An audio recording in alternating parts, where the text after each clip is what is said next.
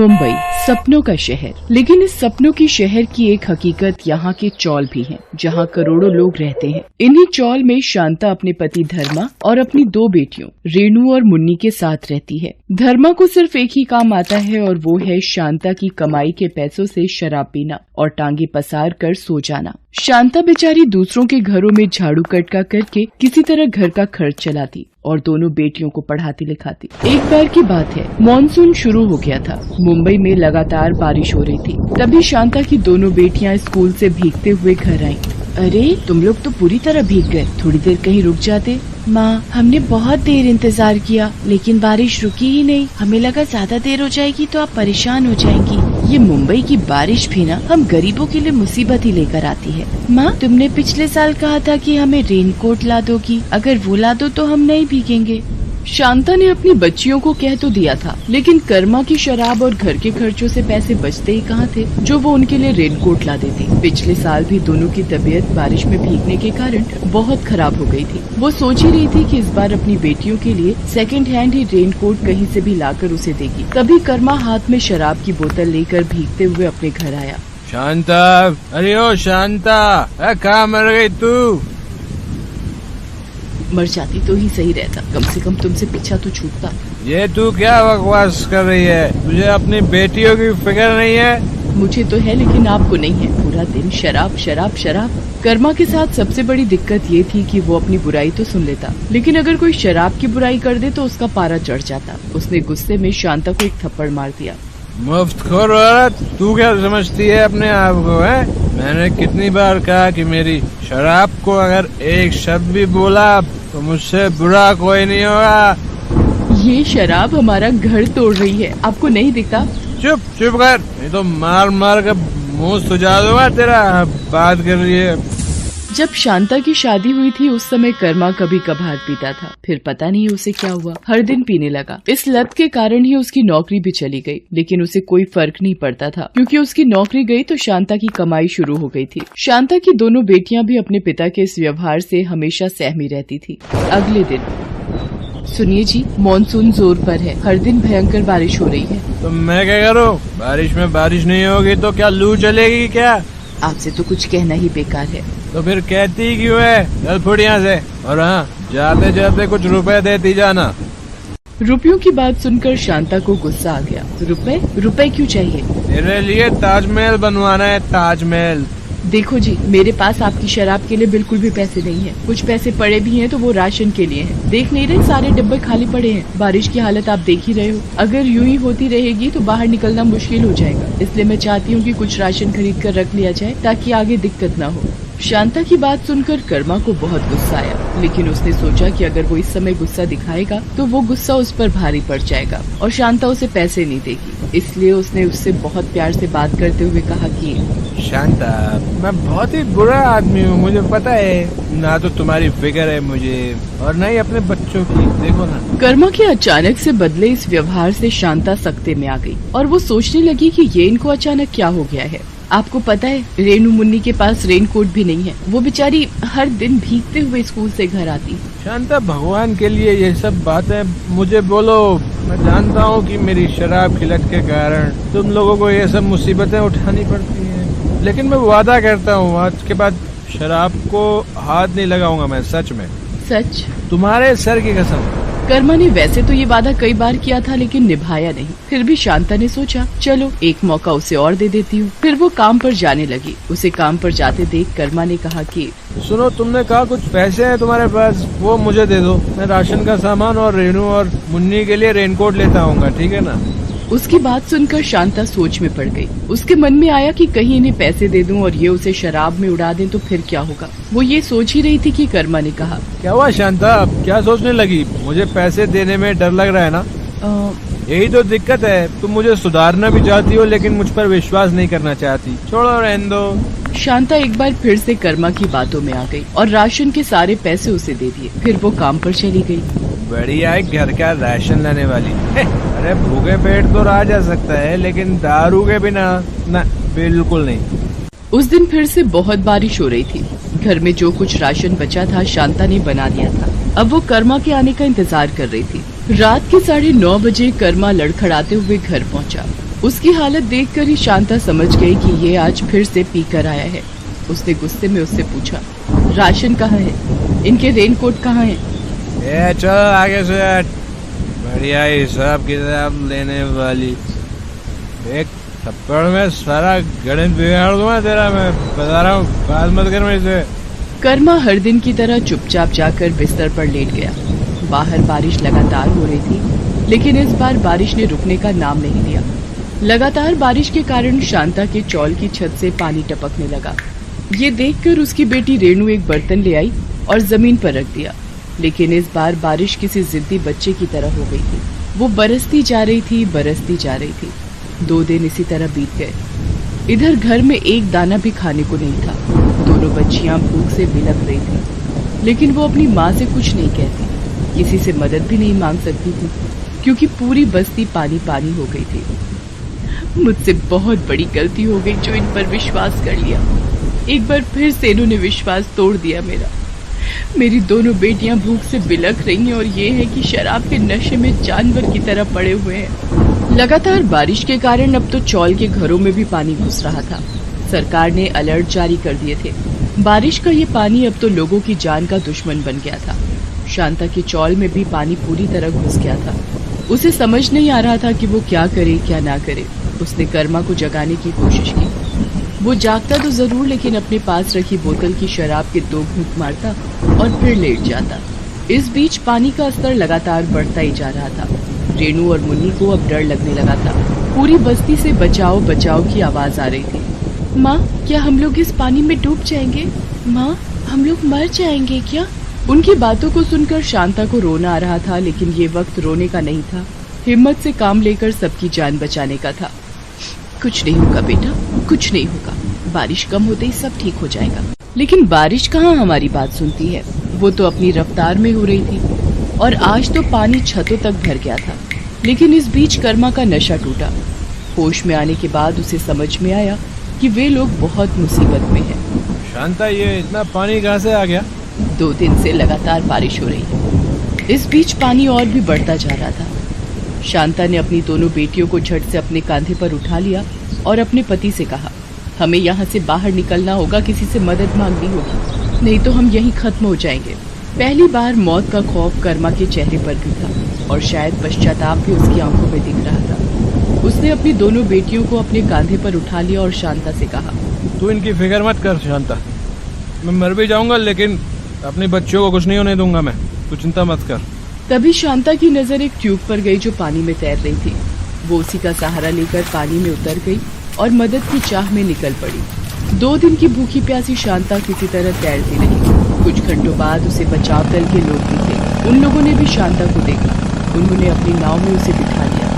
साहब, मेरी बच्ची, मेरे पति, मेरी चौल के कई सारे लोग डूब रहे हैं। आप जल्दी से चलिए, उन्हें बचा लीजिए।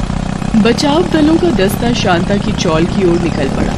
तय समय पर बचाव दल के पहुंचने के कारण बहुत लोगों की जान बच गई। हालांकि कई लोग इसमें डूबकर अपनी जान भी गंवा बैठे। बचाव दल वाले उन्हें लेकर शरणार्थी शिविर में आ गए। वहां उन लोगों को खाना पीना दिया गया। 2 दिन की भूखी शांता और उनकी बच्चियों ने रोटी देखी तो उनकी आंखों में आंसू आ गए। पहली बार कर्मा को भी भूख का एहसास हुआ था। इस बार की बारिश एक बहुत बड़ा सबक उसके लिए लेकर आई थी और शांता के परिवार के लिए दुख के बाद एक सुख का एहसास भी। इस घटना के बाद कर्मा ने शराब छोड़ दी। आज शांता और कर्मा पाव भाजी का ठेला लगाते हैं और खुशी खुशी रहते हैं। सोनपुर गांव के मुखिया राम प्रकाश अपने बेटे श्याम से बहुत परेशान रहते थे। श्याम अपने पिता के साथ किसी भी काम में हाथ नहीं बटाता था। बस सारा दिन इधर उधर दोस्तों के साथ घूमते रहना और खाली समय मिले तो सोते रहना। राम प्रकाश को इसी बात की चिंता रहती थी कि श्याम पर कभी गांव को संभालने की जिम्मेदारी आई तो वो कैसे उस जिम्मेदारी को संभाल पाएगा। इसीलिए एक दिन गुस्से में आकर राम प्रकाश श्याम से बोला, श्याम, तू कब तक इस तरह निठल्ला बनकर घूमता रहेगा? तेरी उम्र के बच्चे शहर जाकर बड़ी बड़ी नौकरियां कर रहे हैं या फिर अपने पिता के साथ गांव की पंचायत में बैठते हैं। पर तुझे मैं कह कह कर थक गया, तू भी कुछ काम कर लिया कर। पर तेरे तो कान में जूं तक नहीं रेंगती। मैंने फैसला किया है, अब तुम गांव में तभी आओगे जब कुछ काम धंधा सीख जाओगे। अरे कैसी बातें कर रहे हो? अकेला लड़का कहाँ कहाँ भटकेगा। माँ मुझे नहीं जाना कहीं भी, मैं पतंग उड़ाने बबलू के घर जा रहा हूँ। खबरदार जो पतंग उड़ाने गए, मैंने कह दिया सो कह दिया। अब तुम कल सुबह काम की तलाश में जाओगे और कोई काम सीख कर ही लौटोगे। राम प्रकाश ने जबरदस्ती श्याम को काम ढूंढने भेज दिया ताकि वो एक जिम्मेदार इंसान बनकर आ सके। श्याम काम की तलाश में निकल तो पड़ा, पर उसका मन बिल्कुल नहीं था। चलते चलते श्याम एक जंगल में पहुंचा। वहीं उसे एक पेड़ के नीचे एक साधु महाराज समाधि में बैठे दिखाई दिए। श्याम ने देखा एक काला नाग साधु बाबा को डसने वाला है। श्याम ने कुछ भी देरी न करते हुए झट से नाग को उठाया और एक ओर फेंक दिया। शोर से साधु बाबा की समाधि टूट गई। उन्होंने नाग को झाड़ियों में भागते देखा। धन्यवाद बेटा, तुमने आज मेरी जान बचा ली। आओ मेरी कुटिया में चलो, वहां चलकर बात करते हैं।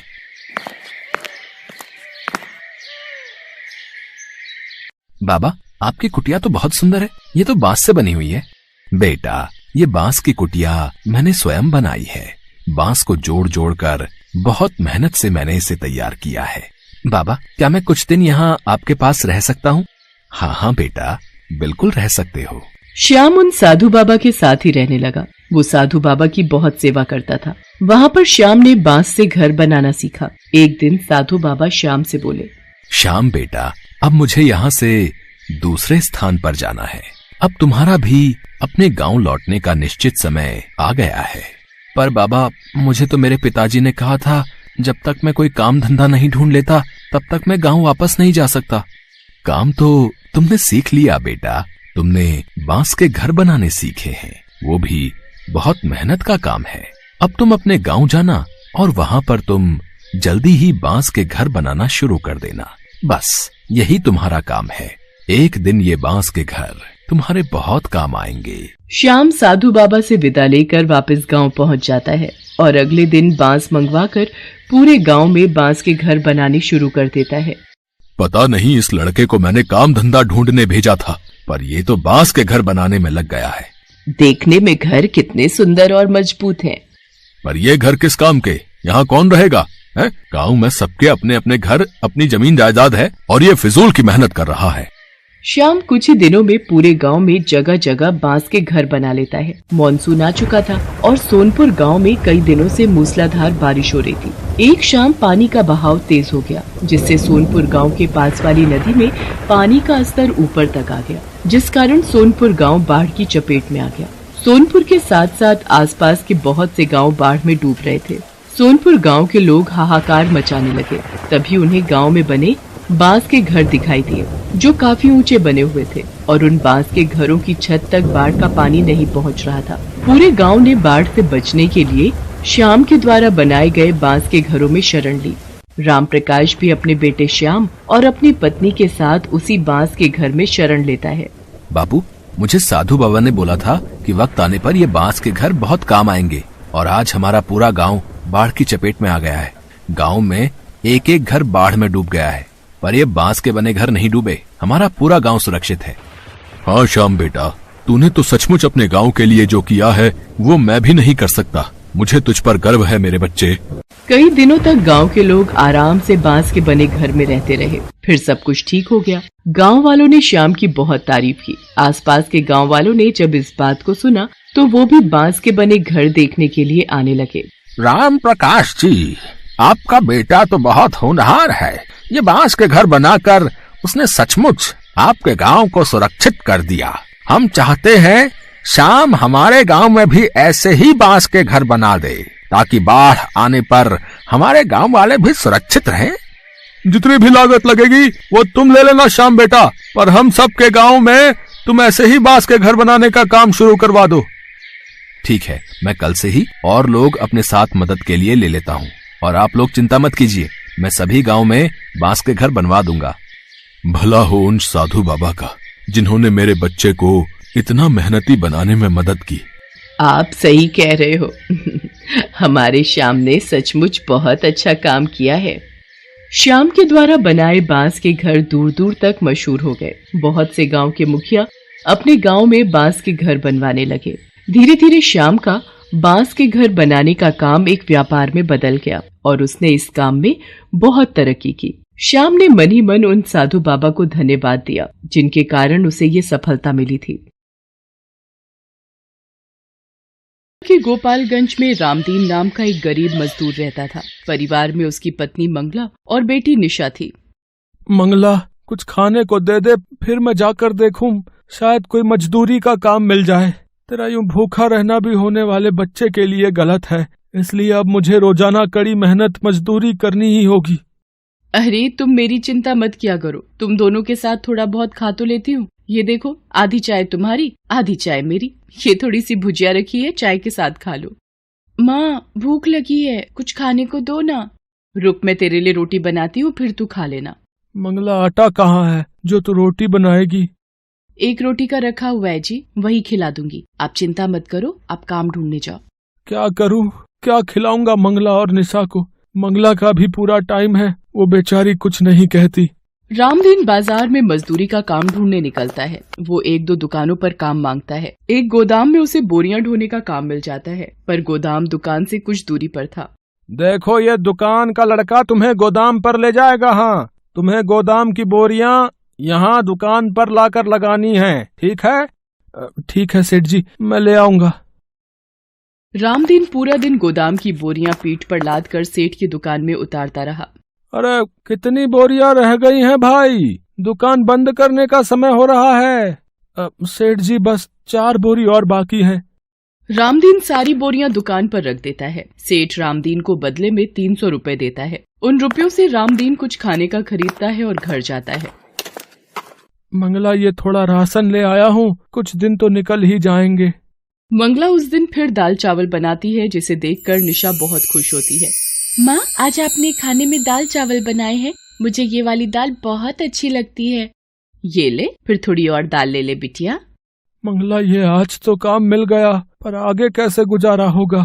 मानसून भी अपने उफान पर है और गोपालगंज का तो तुम्हें पता ही है, कब बाढ़ का कहर हम गरीबों पर टूट जाए कौन जाने। मुझे तो तुम्हारी चिंता हो रही है, तुम्हारी डिलीवरी का वक्त निकट आ रहा है, बस गोपालगंज में सब कुछ ठीक रहे। रामदीन इसी चिंता में था कि मॉनसून आ गया है, कोई काम नहीं मिला तो घर कैसे चलेगा। अगले दिन मंगला, मैं देखता हूँ पड़ोस के विजेंद्र भैया बता रहे थे कि एक इमारत की मरम्मत के लिए किसी को मजदूर चाहिए। पता करके आता हूँ, शायद मिल जाए। बाहर तो बारिश हो रही है, कैसे जाओगे? अरे ज्यादा दूर नहीं जा रहा, पास ही में जा रहा हूँ। रामदीन एक पन्नी ओढ़कर बारिश में काम ढूंढने निकलता है। अचानक बारिश बहुत तेज होने लगती है। वो एक चाय की छोटी दुकान के नीचे खड़ा होकर बारिश रुकने का इंतजार करने लगता है। चाय की दुकान पर कुछ ग्राहक भी बारिश रुकने का इंतजार कर रहे थे। चाय वाले की दुकान पर एक रेडियो चल रहा था, जिस पर गोपालगंज की खबरें आ रही थी।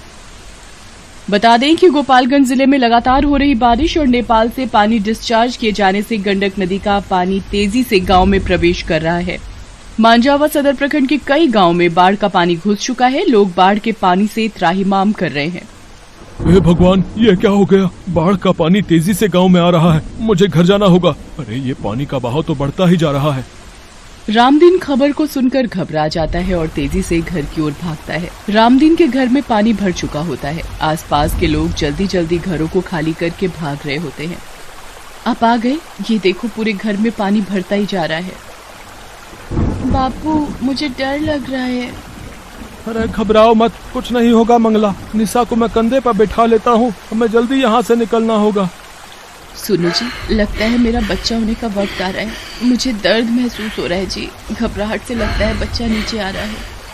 ए प्रभु, क्या करूँ? विजेंद्र भैया को बुला कर लाता हूँ। अब विजेंद्र भैया। रामदीन, जल्दी से जरूरी सामान बांध ले, निकलना है वरना कोई नहीं बचेगा, सब बाढ़ में बह जाएंगे। विजेंद्र भैया, मंगला को बच्चे का दर्द शुरू हो गया है, वो चल भी नहीं पा रही है। अरे बेचारी को इस मुसीबत में ये बड़ी परेशानी होनी थी। जल्दी चलो जी। एक काम कर, ये खाट पर भाभी को लेटा, फिर इसी पर ले जाना पड़ेगा, कोई और रास्ता नहीं है अब। रामदीन निशा को अपने कंधे पर बिठा लेता है। विजेंद्र और उसकी पत्नी भी बहुत नेक दिल थे। विजेंद्र की पत्नी अपने बेटे को गोद में उठा लेती है। विजेंद्र रामदीन के साथ मंगला को खटिया पर लिटाकर उठाने में मदद करता है। सुनो जी, निशा के बापू, मेरा दर्द बर्दाश्त के बाहर हो रहा है, कुछ करो जी। बाढ़ का पानी बढ़ता ही जा रहा है विजेंद्र भैया।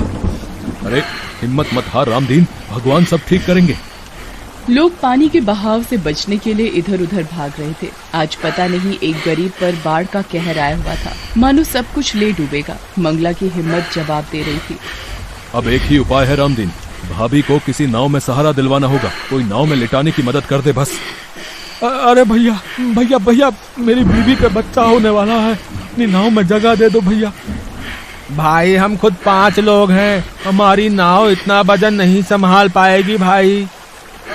रामदीन बहुत लोगों के आगे गिड़गिड़ाता है। मंगला की तबीयत बिगड़ने लगती है। मंगला हिम्मत रख विजेंद्र भैया, मेरी मंगला को कुछ हो गया तो मैं। हिम्मत मत हारो भैया, वो सामने शायद बचाव कर्मी नाव लेकर खड़े हैं। जल्दी से उन लोगों को मदद दो, शायद वो लेडी प्रेग्नेंट है, जल्दी। रेस्क्यू टीम जल्दी से रामदीन के पास पहुंचती है और नाव में मंगला को लिटाया जाता है। मुश्किल के वक्त मजबूरी में मंगला नाव में ही एक बेटे को जन्म देती है। सब लोगों की मदद से मंगला की जान बच जाती है। कुछ देर बाद सुरक्षा कर्मी मंगला और उसके बच्चे के साथ सभी को एक सुरक्षित जगह पर पहुंचा देते हैं। आपका बहुत बहुत शुक्रिया साहब, आज आपने हमारी मदद की। ये हमारा फर्ज था जो हमने निभाया, इसमें धन्यवाद की कोई बात नहीं। रामदीन विजेंद्र और उसकी पत्नी को भी धन्यवाद करता है। विजेंद्र भैया, भाभी जी, आज आप दोनों ने भी हमारी बहुत सहायता की है। अरे भाई कहता है, फिर ये धन्यवाद किस लिए? आजा भाई के गले लग जा, आज एक बेटे का भी बाप बन गया है तू। मेरा छोटा भैया आया है बापू। हाँ बिटिया, ये देख तेरा छोटा भाई आया। मंगला, अब तुम ठीक हो ना? जी मैं ठीक हूँ, पर अब हम कहाँ रहेंगे? सब कुछ इस बाढ़ में तबाह हो गया। ये बाढ़ की परेशानी मंगला गोपालगंज के साथ साथ हर आसपास के गांव में हर मानसून में होती है, पर हिम्मत रख, सब कुछ ठीक हो जाएगा। गरीब पर बाढ़ का कहर जब आता है अपने साथ बहुत कुछ ले जाता है, पर कहते हैं ना, जब कभी कोई संकट आता है तो भगवान किसी न किसी रूप में अवश्य आ जाते हैं, जैसे ये बचाव कर्मी आए। इस बुरे समय में सबने एक दूसरे की सहायता की और कुछ समय बाद फिर से जिंदगी ने अपनी नई सुबह देख ली।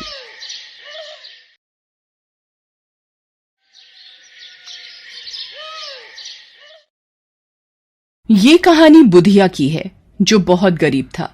गांव के सेठ किशोरी लाल के यहाँ मजदूरी करके जो थोड़े बहुत पैसे उसे मिलते थे, उनसे घर का खर्च चला पाना उसके लिए बहुत मुश्किल था। बुधिया के परिवार में उसकी पत्नी काशी और 2 छोटे बच्चे थे। एक दिन जब बुधिया काम से थका हारा घर लौटा तो काशी ने उससे कहा, आ गया, बैठिए, मैं पानी लाती हूँ। काशी बुधिया को पानी लाकर देती है। बुधिया पानी पीकर कुछ सोचने लगता है। वो बहुत उदास दिख रहा था। ये देखकर काशी ने उससे कहा, क्या हुआ जी, मालिक ने पैसे देने से मना कर दिया क्या? हाँ काशी, तुम तो सब जानती ही हो, मालिक के पास पैसा तो बहुत है लेकिन दिल में दया नहीं है। मैंने कहा उनसे कि मुझे पैसों की जरूरत है, मेरे बीवी बच्चे भूखे हैं, लेकिन पता है मालिक ने क्या जवाब दिया? क्या कहा उन्होंने? बोले, तेरे बीवी बच्चों का मैंने ठेका नहीं ले रखा, भूखे मरते हैं तो मर जाएं, पैसे तो तभी मिलेंगे जब महीना पूरा हो जाएगा। एक तो वैसे ही इतने कम पैसे मिलते हैं, पूरा दिन मेहनत करने के बावजूद ऊपर से मालिक का ये बर्ताव अब झेला नहीं जाता। काशी, वो चौराहे पर जो मंदिर है ना, वहाँ आज भंडारा करवाया था किसी ने, तो मैं बच्चों को लेकर वहाँ चली गई थी। बच्चों ने अच्छे से खा लिया है। मैं आपके लिए भी खाना लेकर आई हूँ। नहीं काशी, मुझे पता है घर में राशन का एक दाना भी नहीं है, ये खाना बच्चों के लिए रख दो तुम। आपने कल से कुछ नहीं खाया है, इतनी मेहनत करते हो, कुछ खाओगे नहीं तो कैसे संभालोगे सब कुछ?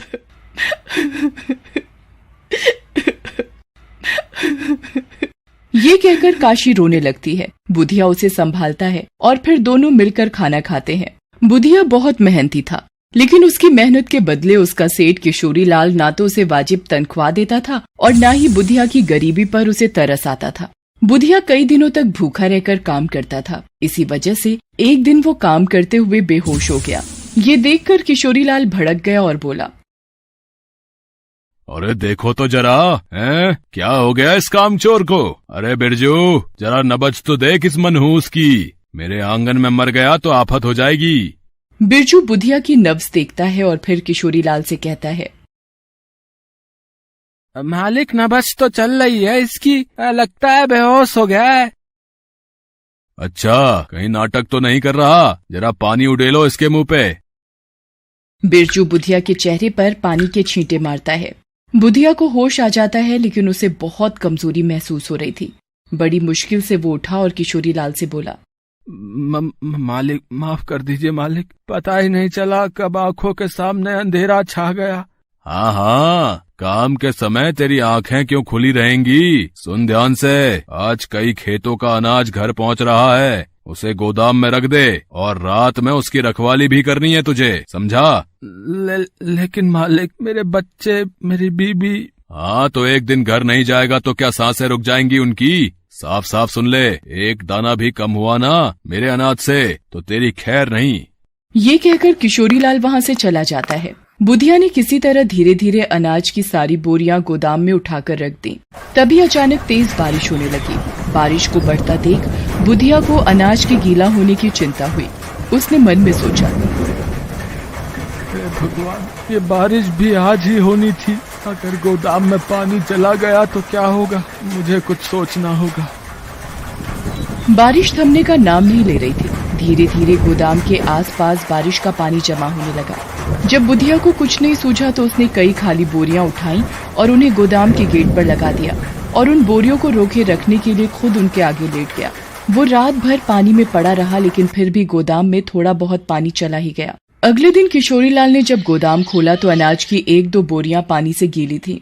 ये देखकर किशोरीलाल गुस्से से लाल हो गया। उसने बुधिया से कहा, अरे मुझे तुझ पर भरोसा करना ही नहीं चाहिए था। एक नंबर का आलसी है तू। क्या कर रहा था रात भर? मेरा अनाज गीला कैसे हो गया? मालिक, वो मैंने बहुत कोशिश की पर बारिश बहुत तेज थी मालिक। मुझे सब पता है कितनी तेज बारिश थी। इससे तेज तो तेरा दिमाग चलता है, लेकिन हाथ पैर नहीं चलते तेरे। मेरे सामने से चला जा, वरना तेरा वो हाल करूंगा कि। बुधिया उदास होकर वहाँ से चला जाता है। उसी दिन शाम को तेज बारिश फिर से शुरू हो गई। इस बार बारिश कई दिनों तक होती रही। तेज बारिश की वजह से पूरे गांव में बाढ़ आ गई। किशोरीलाल खड़ूस होने के साथ साथ एक नंबर का लालची भी था। लगातार हो रही बारिश को देखकर उसे गोदाम में रखे अपने अनाज की चिंता होने लगी। उसके सारे नौकर बारिश की वजह से काम पर नहीं आ रहे थे, इसलिए वो खुद ही गोदाम पर पहुंच गया। वहां पहुंचकर उसने जो देखा उसने किशोरीलाल के होश उड़ा दिए। बारिश का पानी गोदाम के अंदर भर चुका था। ये देखकर किशोरीलाल रोते हुए बोला, अरे मेरे भगवान, ये क्या हो गया रे? अरे कोई तो मदद करो। अरे मैं लुट जाऊंगा, बर्बाद हो जाऊंगा मैं। किशोरीलाल अब कुछ नहीं कर सकता था। उल्टा वो खुद भी बाढ़ के पानी में फंस गया था। उधर बुधिया की झोपड़ी भी पानी में बह चुकी थी। वो अपनी बीवी बच्चों के साथ पानी में तैरता हुआ कोई सुरक्षित जगह ढूंढ रहा था कि तभी अचानक उसे रेस्क्यू टीम की एक नाव दिखाई दी। अरे मालिक, बचा लो, हम यहाँ हैं, बचा लो मालिक। रेस्क्यू टीम बुधिया के परिवार को बचा लेती है और सुरक्षा कैंप की तरफ ले जाने लगती है। तभी बुधिया को दूर से किशोरीलाल का गोदाम नजर आता है। उसे किशोरीलाल की हल्की सी झलक भी दिखाई देती है। वो रेस्क्यू टीम के जवानों से कहता है, मालिक, मुझे और मेरे परिवार को बचाने के लिए बहुत बहुत धन्यवाद। एक विनती और है आपसे। वो दूर जो गोदाम दिख रहा है ना, मुझे ऐसा लगा जैसे मैंने अपने मालिक को वहाँ देखा। उन्हें बचा लीजिए मालिक। रेस्क्यू टीम बुधिया की बात मानकर नाव को गोदाम के पास ले जाती है। किशोरीलाल पानी में डूबने ही वाला था कि तभी उसे बुधिया की आवाज सुनाई देती है, मालिक, मालिक, कहाँ हो आप मालिक? बुधिया, बुधिया। बुधिया किशोरीलाल को देख लेता है और फिर रेस्क्यू टीम की मदद से उसे बचा लेता है। फिर सभी लोग सुरक्षा कैंप पहुंचते हैं। सभी लोग सही सलामत थे। किशोरीलाल बहुत ही शर्मिंदा था। उसने हाथ जोड़कर बुधिया से कहा, मुझे माफ कर दे बुधिया, मैंने तुझे क्या कुछ नहीं सुनाया। तेरे साथ बहुत गलत किया मैंने रे, लेकिन फिर भी तूने मेरी जान बचाई। किशोरीलाल रोने लगता है। नहीं मालिक, ऐसा मत बोलिए, सब कुछ करने वाला भगवान ही है। सच तो ये है कि अगर आप काम न देते तो मैं और मेरा परिवार बहुत पहले ही भूख से मर जाता। बुधिया की बात सुनकर किशोरीलाल और शर्मिंदा हो जाता है। उसके बाद जब हालात सुधरे तो किशोरीलाल ने बुधिया की बड़ी मदद की, उसे रहने के लिए कमरा दिया और काम के बदले अच्छे पैसे भी देने लगा। किशोरीलाल अब बदल गया था। उस बारिश ने भले ही बहुत कुछ तबाह किया था, लेकिन साथ ही किशोरीलाल को एक अच्छा इंसान भी बना दिया था।